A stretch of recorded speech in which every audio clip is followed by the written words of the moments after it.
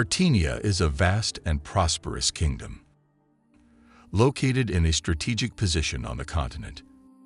It has a rich history of military conquests and cultural achievements, which have made it one of the most powerful nations in the region. The kingdom is ruled by a king who commands the loyalty and obedience of all his subjects. His reign is characterized by a strong emphasis on law and order, and his subjects are expected to abide by a strict code of conduct. The king's word is law, and his rule is absolute, leaving no room for dissent or rebellion. The kingdom's power and prosperity can be traced back to its history of military conquests. Artenia's army is renowned for its strength and skill in battle, and it has conquered many neighboring territories and absorbed them into the kingdom. The kingdom's borders now stretch far and wide, and it has a vast network of trade routes and alliances with other powerful nations. It has taken advantage of all it took, and with it comes an era of peace and prosperity.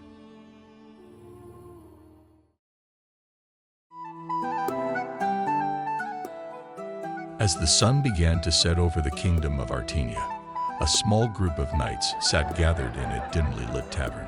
Among them was the prince himself. Prince Faze, a tall and handsome figure with a regal bearing that commanded respect from all those around him. Though not only respected, he was loved by the people of Artenia. Next to him was Sir Muxin, his loyal mentor and someone who had been with him all his life and taught him everything he knows about being an honorable knight. The one that is the center of attention, however, was Sir Fakia, as he was playing music and telling jokes. He was the most loyal and friendly knight in Artenia. Among the crowd, there was one figure who stood out from the rest. This was Sir Alphane, the commander of the knights, and a man who was known for his untrusting and pessimistic nature. He scowled at the other patrons, his hand never straying too far from the hilt of his sword. As the group of knights continued to talk, the conversation turned to a recent battle they had fought against a band of marauding bandits. The other knights praised each other for their bravery and skill, but Sir Alphane remained silent, his expression dark and brooding. One of the other knights, Sir Fakia, noticed Sir Alphane's silence and spoke up. "What's the matter, Alphane? You seem awfully quiet tonight." "I'm just thinking, Sir Fakia. It's not always wise to go around patting yourself on the back for a job well done. You never know who might be watching, waiting for their chance to strike." "What are you implying, Alphane? That we didn't do a good job in the battle?" "I'm not implying anything. I'm stating the obvious. You all may be knights, but that doesn't mean you're all good warriors. Some of you are more fit to be stable boys than knights." "Alphane, that's enough. We're all knights here, and we all fought together in that battle. There's no need for insults." "Insults? I'm just stating the truth. If you can't handle a little criticism, then you're not fit to be knights either." It was clear that Sir Alphane's mean-spirited nature was a source of tension among the group, but they knew better than to confront him about it.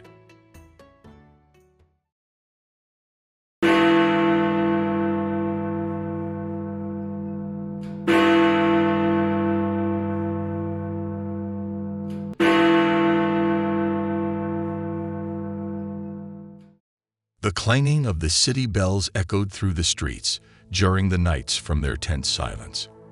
Without a word, the prince and his knights bolted out of the tavern, their eyes scanning the horizon for any sign of danger. And then they saw it, a fleet of Viking ships, their longboats cutting through the water with alarming speed. The Vikings were coming, and they were coming fast. The prince and his knights knew they had to act fast if they were to have any hope of defending their city. They rushed to the armory, grabbing their swords and shields, and any other weapons they could find. As they marched towards the shore, the sounds of battle grew louder and more intense. The clash of swords and the screams of the wounded filled the air, and the knights knew that they were in for a fierce battle. As the battle raged on, the knights of Artenia fought with every ounce of their strength. But despite their best efforts, the Vikings were overwhelming them. The Artenians were pushed back, their defenses faltering, and the tide of battle seemed to be turning against them. Sir Alfane, in particular, was struggling. He fought with all his might, but his movements were slow and uncoordinated, his heart heavy with despair. He knew that the end was near, and that he was about to meet his maker. Out of nowhere, a Viking warrior appeared behind Sir Alfane, poised to strike him down with a vicious blow to the head. Sir Fakit, seeing the danger, sprang into action, blocking the blow with his own sword and saving Sir Alfane's life. No! No! No! Disaster struck. Sir Fakit, who had saved Sir Alfane's life, was struck down by a Viking sword. Sir Alfane wept at the loss of his friend, realizing too late the harm he had caused with his negative and mean-spirited behavior.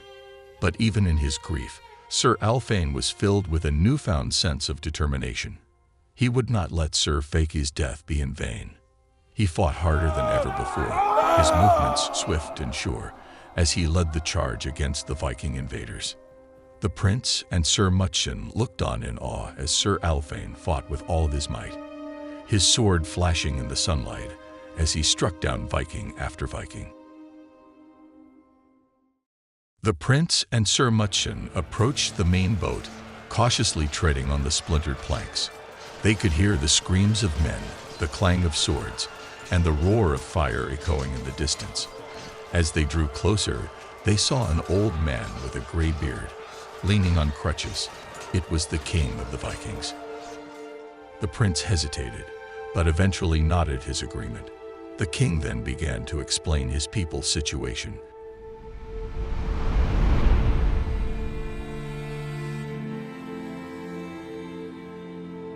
My brother Bahar was the king of a small kingdom to the north.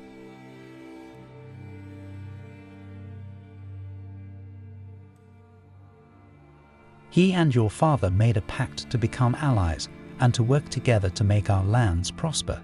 They shared their resources, traded goods, and worked together to protect our borders from raiders and other threats. But your father was not content with what he had. He wanted more, and he saw an opportunity to seize my brother's land. He betrayed Bahar and attacked him when he least expected it. My brother died defending his land, and I was left to pick up the pieces. Your father stole our land, and he killed my brother. And then, to add insult to injury, he made a mockery of our people and our customs. He tore down our shrines and temples and replaced them with his own. He forced our people to speak his language and adopt his ways. We were left with nothing. The prince listened in silence, his heart heavy with guilt and regret. He had never known the full extent of his father's actions, and he had never considered the consequences of his own actions as a prince. I have been waiting for this day for a long time, to have my revenge on your family. But you, Prince, you have given me pause. You could have killed me, but you didn't. You listened to me, and you showed me mercy. Perhaps there is hope for our two kingdoms yet.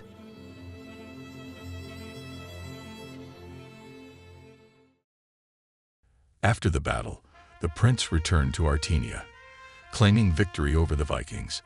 However, his heart was filled with a new purpose, one that he had kept secret from everyone.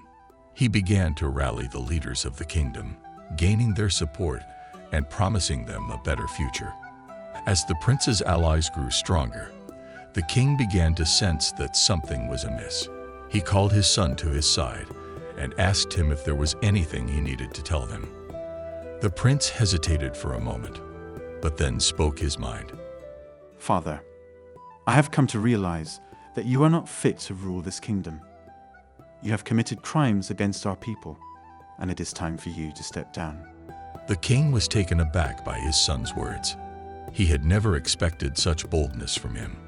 He tried to defend himself, but the prince would not be swayed.